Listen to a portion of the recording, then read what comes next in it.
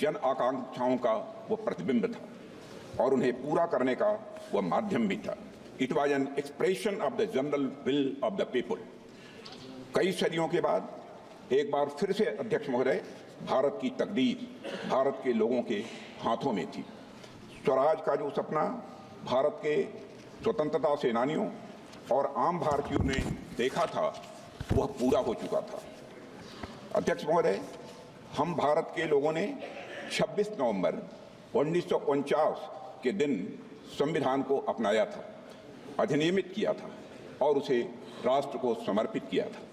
यह वह दिन था जब भारत के लोग प्रजा से नागरिक बने थे अध्यक्ष महोदय, और ऐसे नागरिक जिनके अपने मौलिक अधिकार थे और उनके पास एक भारतीय नागरिक होने का गौरव भी था।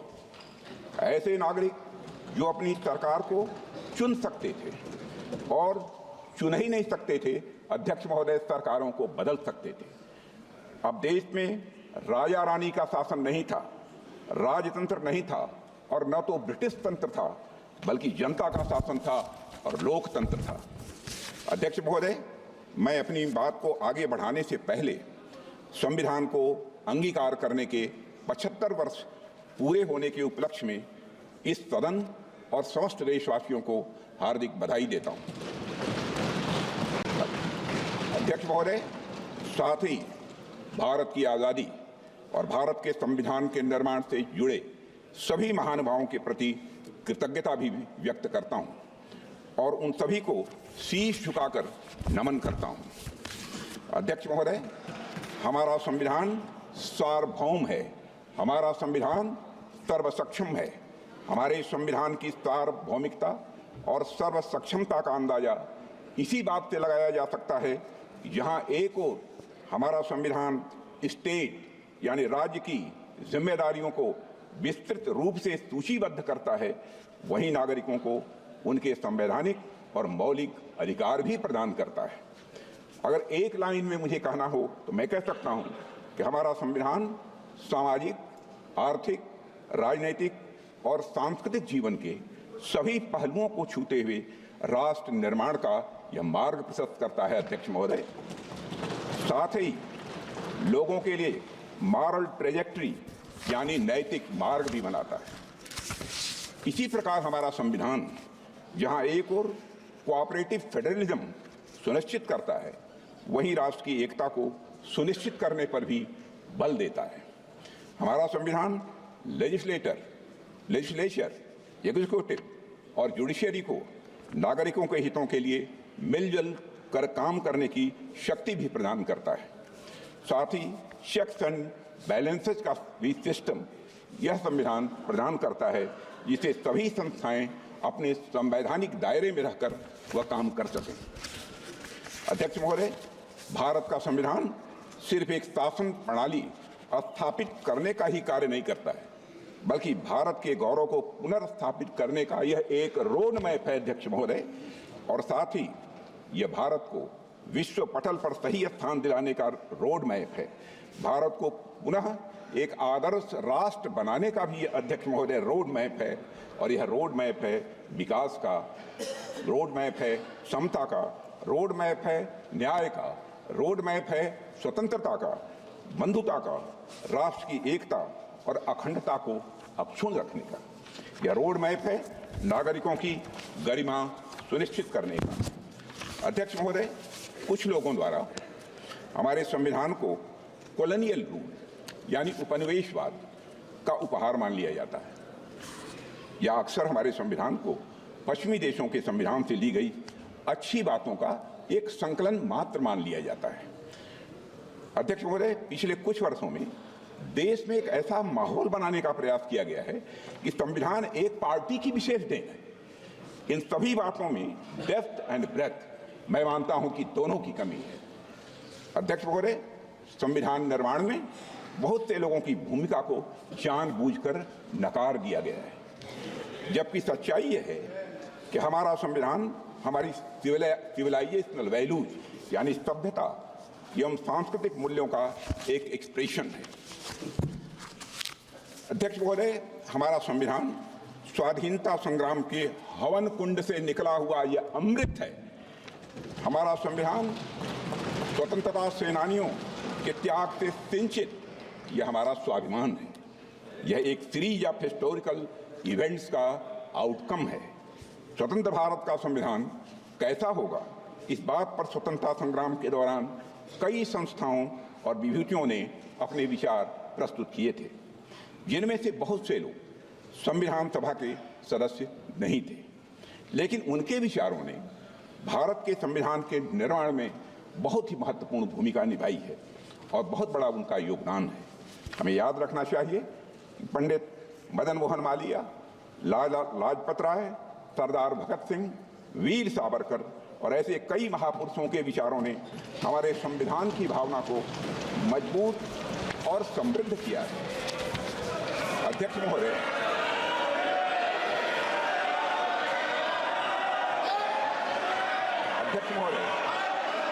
हमारे प्रेरणा स्रोत डॉक्टर श्यामा प्रसाद मुखर्जी का मानना था कि संविधान कलेक्टिव इफोर्ट और कंसेंसस का रिजल्ट होना चाहिए। मैं फिर से दोहराना चाहता हूं, हमारे प्रेरणा स्रोत डॉक्टर श्यामा प्रसाद मुखर्जी का यह मानना था कि संविधान कलेक्टिव इफोर्ट और कंसेंसस का रिजल्ट होना चाहिए। अध्यक्ष महोदय, हमारा संविधान इसी सामूहिक प्रयास और समझ का नतीजा।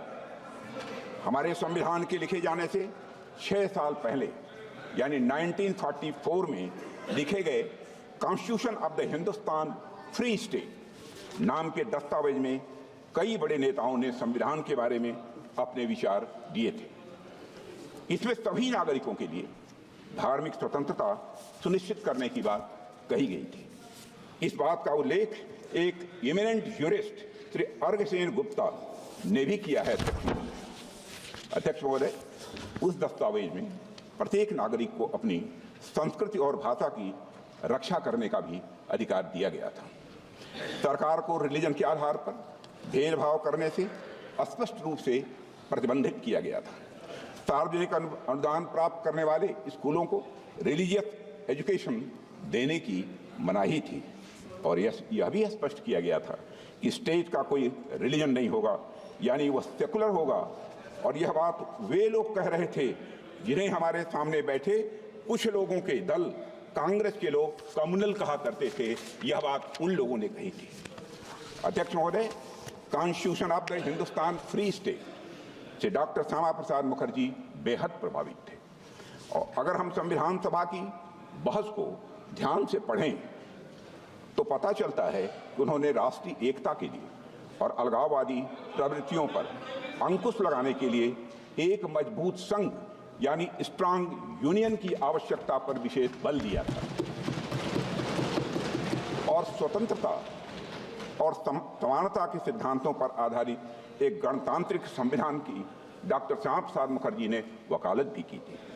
हमारे वर्तमान संविधान में भी इन्हीं मूल्यों को अध्यक्ष महोदय प्राथमिकता दी गई है, मगर इस बात का कहीं उल्लेख नहीं मिलता है। एक पार्टी विशेष द्वारा संविधान निर्माण के कार्य को हाईजैक और एप्रोप्रिएट करने की कोशिश हमेशा से की गई है। अध्यक्ष महोदय, भारत में कॉन्स्टिट्यूशन मेकिंग से जुड़ी ये सब बातें लोगों से छिपाई गई हैं। इतिहास में जाने पर पता चलता है कि हमारे देश में इस बात पर व्यापक सहमत थी कि भारत का भविष्य किस तरह के कानून से निर्धारित हो। मैं आज यह स्पष्ट करना चाहता हूं अध्यक्ष महोदय कि हमारा संविधान किसी एक पार्टी की देन नहीं है। भारत का संविधान भारत के लोगों के द्वारा भारत के विचारों के साथ भारत के मूल्यों के अनुरूप बनाया गया एक अनपैरेलल्ड ट्रांसफॉर्मेटिव यह डॉक्यूमेंट है। अध्यक्ष महोदय, पश्चिमी सभ्यता में राज्य की अवधारणा नाइट वॉचमैन स्टेट की थी। नाइट वॉचमैन स्टेट का कंसेप्ट विश्व प्रसिद्ध विचारक जॉन स्टुअर्ट मिल के द्वारा दिया गया था, जिसका अर्थ है कि सरकार का दायित्व लोगों की सुरक्षा प्रदान करने तक ही यह सीमित रहे। किंतु हमारे देश में राजधर्म की बात की गई है। अध्यक्षों, महाभारत के शांति पर्व में राजा को सिर्फ राजधर्म लागू करने की शक्ति दी गई है, पर वह राजा राजधर्म का स्रोत नहीं माना गया है अध्यक्ष महोदय। हमारे यहाँ राजा भी राजधर्म से बंधा हुआ है। उसकी शक्तियां लोगों के कल्याण के लिए हैं, समाज के कमजोर वर्गों के रक्षा के लिए है। अध्यक्ष महोदय, हमारा संविधान कॉन्स्टिट्यूशनल मशीनरी के जरिए नागरिकों के कल्याण के लिए पूरी तरह से प्रतिबद्ध है। उनकी स्वतंत्रता सुनिश्चित करने के लिए भी यह प्रतिबद्ध है। हमारा संविधान नागरिकों के समग्र विकास के रास्ते में आने वाली सभी बाधाओं को हटाने तथा समुचित विकास के लिए अनुकूल परिस्थितियां पैदा करने के लिए राज्य को निर्देश देता है। संविधान के भाग 4 में दिए गए directive principles of state policy से यही भावना निकलकर सामने आती है। अध्यक्ष महोदय, मुझे इस बात का गर्व है, गर्व नहीं बल्कि मुझे गौरव की अनुभूति है कि प्रधानमंत्री नरेंद्र मोदी जी के नेतृत्व में हमारी सरकार सबका साथ, सबका विकास, सबका विश्वास और सबका प्रयास की भावना के साथ यह काम कर रही है। हमारी सरकार भारत के संविधान में निहित धर्म और भावना दोनों के अनुरूप काम कर रही है। अध्यक्ष महोदय, हमारा संविधान प्रोग्रेसिव है, हमारा संविधान प्रोग्रेसिव है, प्रगतिशील है, समावेशी है, परिवर्तनकारी है। हमारे संविधान ने हमें एक ऐसे समाज के निर्माण का ब्लूप्रिंट दिया है जिसमें हर समाज जो हर प्रकार से समाज में समरसता हो, सद्भाव हो और साथ ही समृद्धि भी हो। अध्यक्ष महोदय, जहां देश के शीर्ष पद को प्राप्त करने के लिए जन्म की पहचान मायने न रखती हो, यह है हमारा संदेश। जहां एक गरीब परिवार में जन्म लिया व्यक्ति भी प्रधानमंत्री बन सके, देश का और वह देश का राष्ट्रपति भी बन सके। संविधान क्रियान्वयन के कुछ वर्षों बाद ही संविधान की मूल भावना को ताक पर रख दिया गया था अध्यक्ष महोदय, लेकिन हमारी सरकार ने संविधान के मूल्यों को खुले और सच्चे मन से स्वीकार किया है। मुझे खुशी है कि हमारी सरकार संविधान की मूल भावना को केंद्र में रखकर जनहित के मार्ग पर तेजी से आगे बढ़ रही है। हमने गुलामी की मानसिकता को समाप्त करके भारतीय न्याय संहिता, भारतीय नागरिक सुरक्षा संहिता और भारतीय साक्ष्य अधिनियम जैसे नए कानूनों को पारित किया है। अध्यक्ष महोदय, हमारी सरकार ने समाज के सभी वर्गों और विशेषकर कमजोर वर्गों के लोगों को समुचित विकास, उनके समुचित विकास को अपना यह लक्ष्य बनाया है। रिफॉर्म, परफॉर्म और अध्यक्ष महोदय ट्रांसफॉर्म के हमारे संकल्प ने आज भारत को दुनिया की सबसे बड़ी अर्थव्यवस्थाओं की कतार में लाकर खड़ा कर दिया। अध्यक्ष महोदय, आज गरीब लोगों को प्रधानमंत्री आवास योजना की वजह से अपना पक्का मकान मिल रहा है। प्रधानमंत्री जन आरोग्य योजना के अंतर्गत गरीबों को मुफ्त इलाज मिल रहा है। प्रधानमंत्री गरीब कल्याण अन्न योजना के माध्यम से 80 करोड़ गरीबों को मुफ्त राशन की सुविधा दी जा रही है। हर घर में नल से जल पहुंच रहा है, हर घर में शौचालय बन रहे हैं। अध्यक्ष महोदय, हमारे देश में लगभग आधी आबादी महिलाओं की है। महिला सशक्तिकरण की दिशा में हमारी सरकार हर संभव प्रयास कर रही है। सामाजिक न्याय के संवैधानिक आदर्शों के अनुरूप विमेन डेवलपमेंट के साथ विमेन लेड डेवलपमेंट को सुनिश्चित करने के लिए हमने नारी शक्ति बंधन अधिनियम भी पास किया है और इससे राजनीतिक क्षेत्र की महिलाओं का प्रतिनिधित्व बढ़ेगा तथा उनका सशक्तिकरण भी यह सुनिश्चित होगा। इसी सोच के तहत अध्यक्ष महोदय, हमारी सरकार ने वर्ष 2018 में राष्ट्रीय पिछड़ा आयोग को संवैधानिक दर्जा दिया है, पहली बार आजाद भारत के इतिहास में। आर्थिक रूप से कमजोर वर्गों की उन्नति के लिए साल 2019 में संविधान संशोधन किया गया है। इसके लिए हमने आर्थिक आधार पर 10% आरक्षण का अवसर प्रदान किया है इकोनॉमिकली बैकवर्ड क्लास के लिए। अध्यक्ष महोदय, समग्र और समावेशी विकास के ये सभी काम हमारे संवैधानिक मूल्यों और आदर्शों के यह जीवंत रूप हैं। हमारी सरकार ने न सिर्फ संविधान के मूल्यों को केंद्र में रखकर काम किया है, बल्कि संविधान को लेटर एंड स्पिरिट में बखूबी हमारी सरकार ने लागू किया है। अध्यक्ष महोदय, इस देश में एक ऐसा राज्य भी था जहां देश का संविधान लागू नहीं होता था, संसद के कानून भी पूरी तरह लागू नहीं होते थे। हमने वहां भी संविधान को पूरी तरह से लागू करके दिखाया है अध्यक्ष, और आज पूरा देश उस निर्णय का सकारात्मक परिणाम अपनी प्रत्यक्ष आंखों से देख रहा है। हाल में चुनाव संपन्न हुए हैं, रिकॉर्ड मतदान हुआ है अध्यक्ष महोदय, लंबे समय बाद हुआ है। एक भी हिंसा की घटनाएं मतदान के दौरान नहीं हुई है। अध्यक्ष महोदय, मैं वहां की जनता का अपनी तरफ से हार्दिक अभिनंदन करता हूं। अध्यक्ष महोदय, हमारे संविधान ने हमें भारतीयता से पुनः परिचित कराया है, हमें अपनी संस्कृति, सभ्यता और संस्कृति के प्रति गौरव की भावना का यह संदेश दिया है। जैसे हमारे संविधान की मूल प्रति के भाग 3 में, जिसमें मौलिक अधिकारों का वर्णन है, उसमें भगवान श्री राम, मां सीता जी और प्रभु लक्ष्मण जी की तस्वीर भी अंकित है।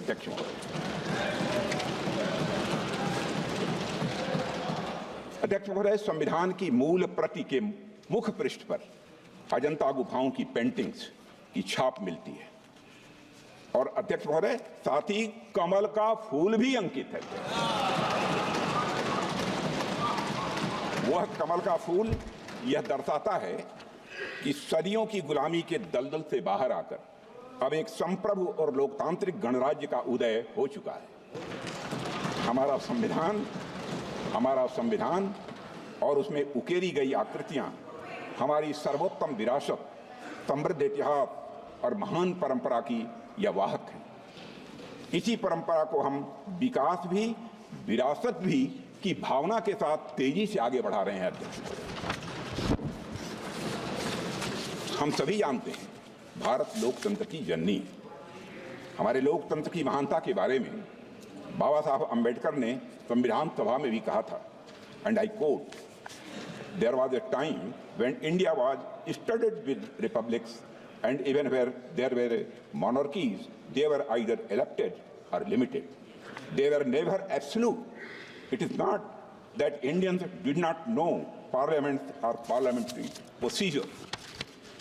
A study of the Buddhist Bhikshu Sanghas discloses that not only there were parliaments for the Sanghas, but they knew and observed all the rules of parliamentary procedure known to modern times. अध्यक्ष महोदय, हम ऐसी ही महान परंपरा का हिस्सा हैं, और यह हम सभी के लिए गौरव और यह स्वाभिमान की बात है। अध्यक्ष महोदय, हमारा संविधान अथक परिश्रम और विचार विमर्श का यह परिणाम है। इसके निर्माण में शामिल सभी महानुभाव महान देशभक्त, डॉक्टर बी.आर. अम्बेडकर, श्री अल्लादी कृष्ण स्वामी अय्यर, श्री के.एम. मुंशी, श्री गोपाल स्वामी अयंगर, श्री पंडित जवाहरलाल नेहरू, सरदार वल्लभ भाई पटेल, डॉक्टर राजेंद्र प्रसाद, जो मैं बोल रहा हूं वह सच्चाई है। डॉक्टर राजेंद्र प्रसाद और डॉक्टर श्यामा प्रसाद मुखर्जी जैसे नेताओं ने हमारे संविधान के निर्माण में अपनी महत्वपूर्ण भूमिका निभाई है और अपना महत्वपूर्ण योगदान दिया है। HB. Kamat, PS. Deshmukh, R K. सिल्वा, शिवबनलाल सक्सेना, ठाकुरदास भार्गव, के.टी. शाह और हृदयनाथ कुंजरू आदि जैसी महान विभूतियों ने अपने अनुभव और ज्ञान से हमारे संविधान को समृद्ध किया है। ड्राफ्टिंग कमेटी के सलाहकार बी.एन. राव और इसके मुख्य मसौदाकार एस.एन. मुखर्जी अपने असाधारण योगदान के लिए आज भी याद किए जाते हैं। अध्यक्ष महोदय, अमूमन जब भी संविधान की बात की जाती है तो हम फाउंडिंग फादर्स की बात तो करते हैं, लेकिन फाउंडिंग मदर्स की बात नहीं करते। लेकिन आज मैं भारतीय गणतंत्र की उन फाउंडिंग मदर्स को भी अपनी श्रद्धांजलि अर्पित करना चाहता हूं, जिनका संविधान निर्माण में बहुत ही महत्वपूर्ण योगदान रहा है, और जितना कि हमारे फाउंडिंग फादर्स का रहा है। यहां मैं एक ऐसी पुस्तक का उल्लेख करना चाहता हूं अध्यक्ष महोदय, जो संविधान सभा की उन महिला सदस्यों की भूमिका का वर्णन करती है, जिनके योगदान का इतिहास द्वारा उचित मूल्यांकन नहीं किया गया था। Founding mothers of the Indian republic पुस्तक पुस्तक का नाम है founding mothers of the Indian republic, gender politics of the framing of the constitution नामक यह किताब संविधान की महिला सदस्यों का जीवन चित्रण करते हुए संविधान के निर्माण में उनके योगदान पर विस्तृत प्रकाश डालती है। जब 24 जनवरी 1950 को भारतीय संविधान पर अध्यक्ष महोदय जनप्रतिनिधियों द्वारा हस्ताक्षर किए गए तो उस दस्तावेज पर हस्ताक्षर करने वालों में 11 महिलाएं भी शामिल थीं। उनके नामों का यहाँ पर मैं उल्लेख करना चाहूँगा और मैं मानता हूँ कि उल्लेख करना इस संसद के समक्ष आवश्यक भी है। जी दुर्गाबाई, अम्मू स्वामीनाथन, अमृत कौर, दक्षिणायनी वेलायुधन, हंस मेहता, रेणुका रे, सुचिता कृपलानी, पूर्णिमा बनर्जी, बेगम कुरैशिया, एजाज रसूल, कमला चौधरी और एनी मैस्करीन। अध्यक्ष महोदय, मैं समझता हूं इस सदन और देश के द्वारा अपनी संविधान सभा की इन महान महिलाओं को हर्ष ध्वनि के साथ उनकी सामूहिक सराहना की जानी चाहिए।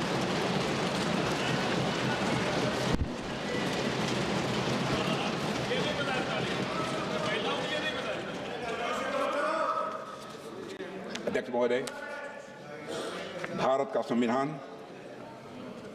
का संविधान भारत और भारतीयता के मूल विचार की यह उपज है।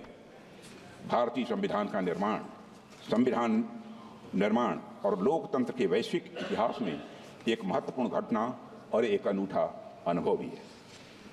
अध्यक्ष महोदय, जब अन्य एशियाई और अफ्रीकी देश उपनिवेशवाद से मुक्त हुए थे तो उनका संविधान कॉलोनियल रूलर्स का एक पार्टिंग गिफ्ट था। इसके विपरीत भारतीयों ने अपना संविधान अपने लिए खुद रचा है। यह हम सबके लिए गौरव की बात है। अध्यक्ष महोदय, कई पोस्ट कॉलोनियल डेमोक्रेसीज और उनके संविधान ज्यादा लंबे समय तक टिक नहीं पाए, लेकिन भारतीय संविधान तमाम ऑनस्लॉट्स और चैलेंजेस के बावजूद बिना अपनी मूल भावना को खोए दुनिया के सबसे बड़े लोकतंत्र को बनाए रखने में महत्वपूर्ण भूमिका निरंतर निभा रहा है। अध्यक्ष महोदय, मैं मानता हूं कि इसकी बड़ी वजह है भारतीय समाज में लोकतांत्रिक मूल्यों के प्रति प्रतिबद्धता, न्याय विधि और संविधान के प्रति आदर और सम्मान का भाव। और आज जब हम संविधान के 75 वर्ष पूरे होने का अमृत महोत्सव मना रहे हैं तो मैं इस अवसर पर संविधान की भावना की रक्षा सुनिश्चित करने में सर्वोच्च न्यायालय की भूमिका की भी मैं सराहना करना चाहता हूं। अध्यक्ष, संविधान के कस्टोडियन और इंटरप्रेटर के रूप में सुप्रीम कोर्ट की भूमिका को सहज रूप से हम सब स्वीकार करते हैं। अध्यक्ष महोदय, और अध्यक्ष महोदय, आज संविधान की रक्षा करने की बात की जा रही है। अध्यक्ष महोदय, आज संविधान की रक्षा करने की बात की जा रही है। यह हम सभी का कर्तव्य है। और अध्यक्ष महोदय, लेकिन हमें यह भी समझने की जरूरत है कि किसने संविधान का सम्मान किया है और किसने संविधान का अपमान किया है।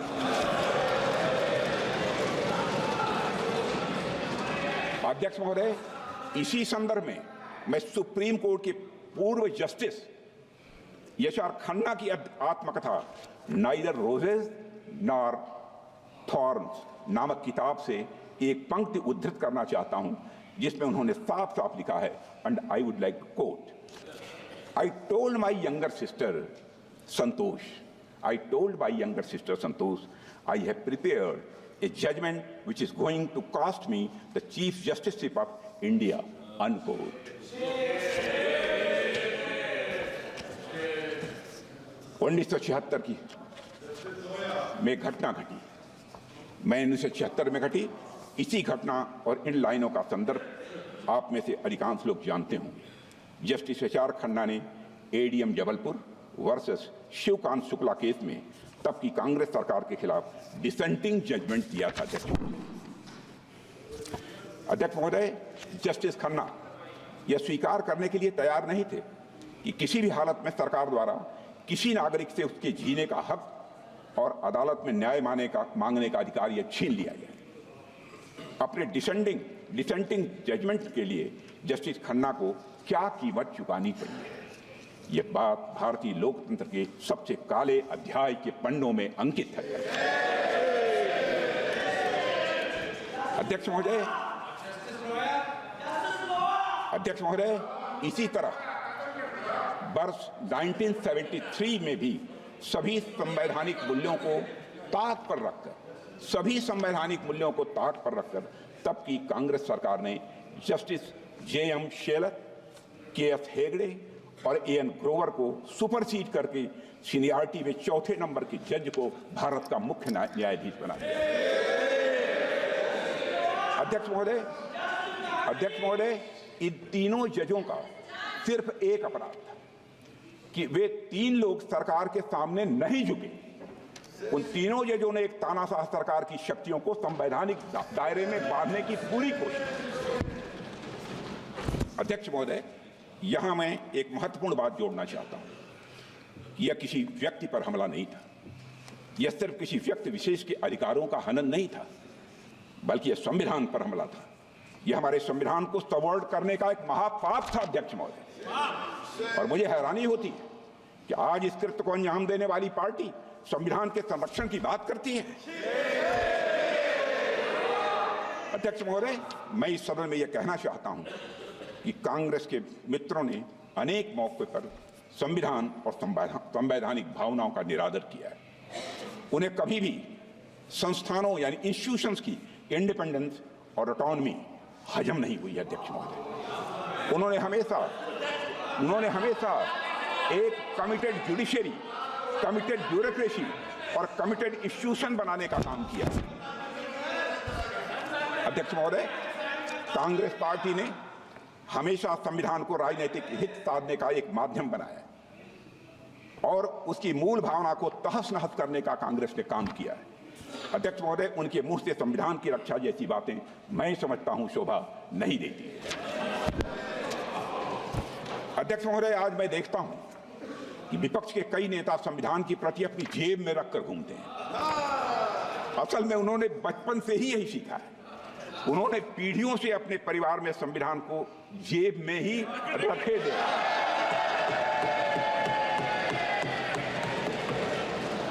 लेकिन अध्यक्ष महोदय, भारतीय जनता पार्टी संविधान को सिर माथे पर लगाती है।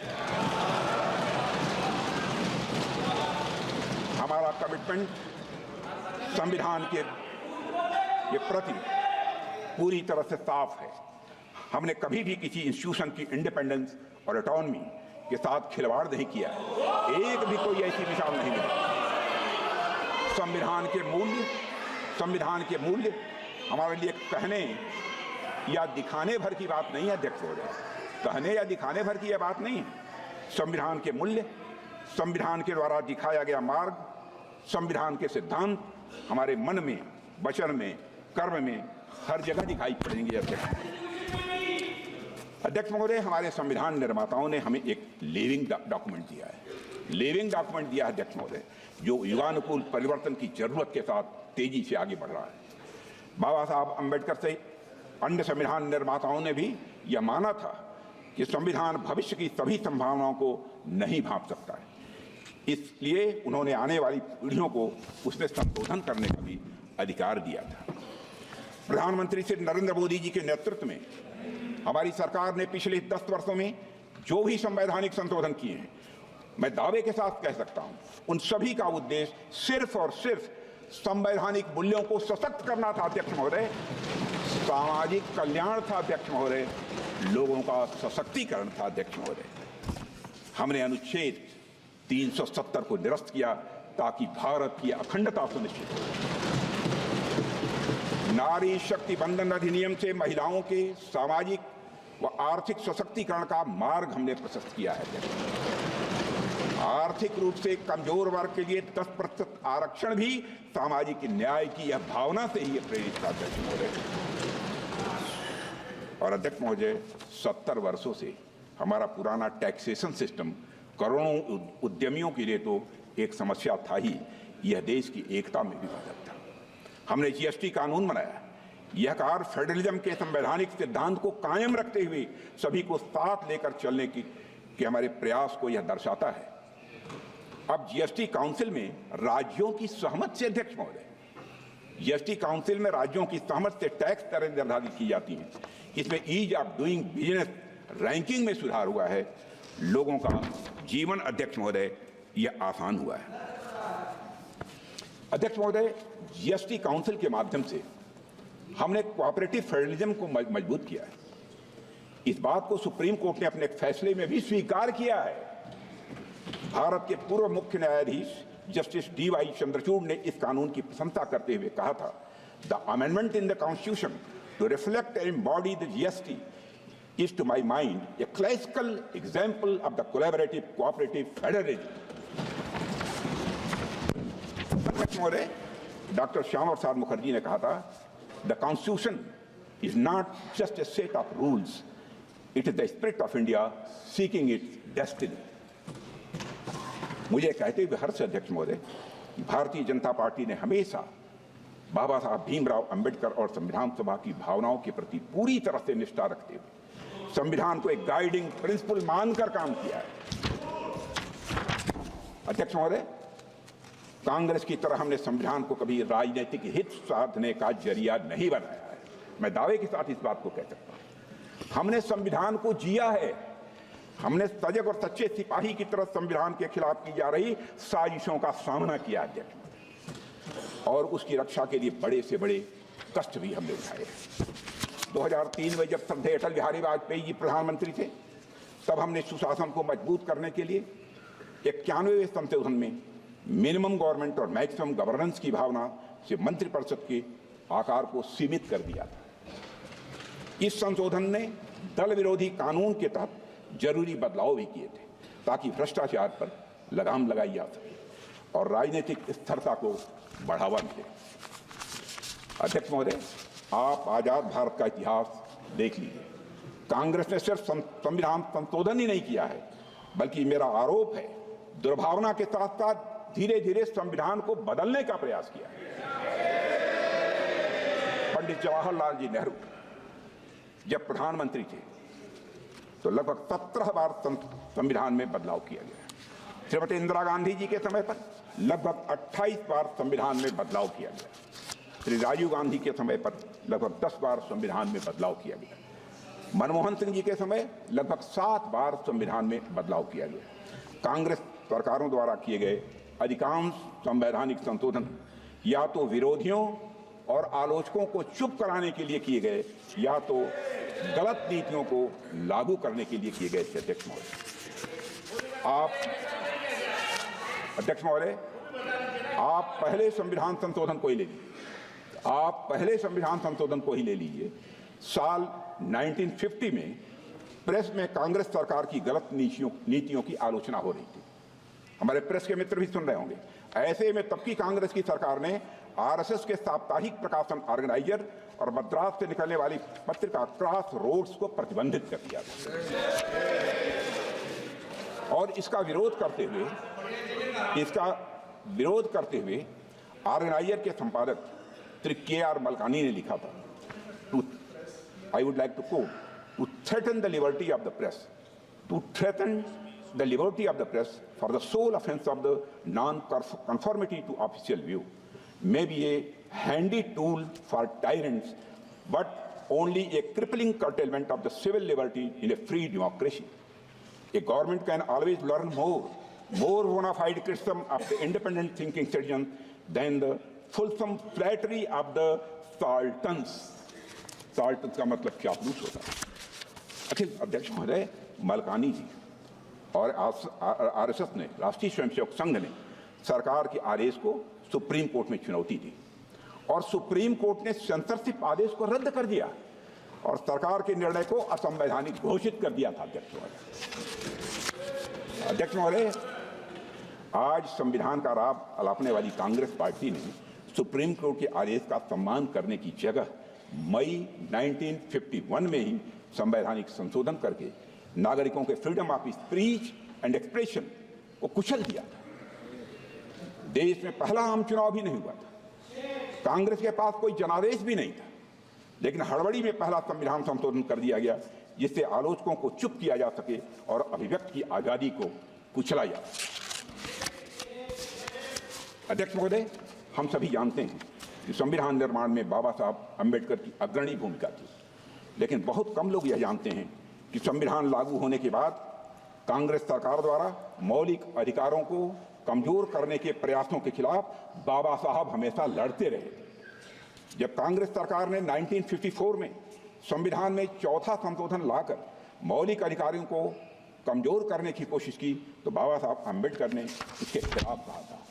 आई would like to quote, I am sorry to say that this attitude of treating the fundamental rights with contempt as though they were no consequence, that they could be trodden upon at any time with the convenience of the majority or the wishes of the party chief, is an attitude that may easily lead to some dangerous consequences in the future.